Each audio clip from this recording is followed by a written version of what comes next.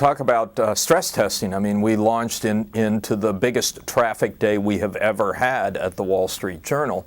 Not because of the relaunch, but because of the crisis on Wall Street, and we handled it just fine. And I think the redesign actually makes it much easier for us to display the full range and depth of our financial coverage on the homepage and throughout the site. So mostly what we're hearing from our readers is applause. They're glad that the redesign came along in time to deal with this flood of news that we're dealing with right now.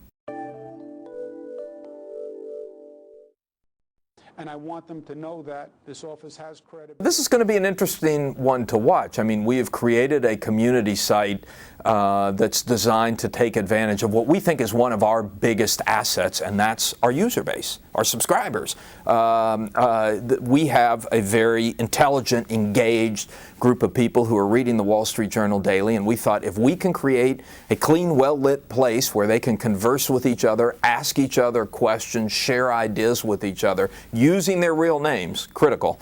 I mean, we had comments on blogs, but we didn't require real names. Here we're trying to enforce a real name policy to raise the level of the conversation. So far it seems to be working. We've got thousands of people who have already dipped their toes in, and you have some pretty interesting discussions going on online. I was looking at one this morning where someone asked about this question about how do I protect my bank deposits if I have more than $100,000, because you're only insured up to $100,000. We'd written a story about that had some basic advice, but our users had, frankly, much more interesting suggestions and ideas about how you could protect yourself in that situation than we had come up with in our article. So I think this is going to prove to be a very powerful innovation, a network, but a protected network, a network for engaged, committed readers willing to use their real names to swap smart ideas.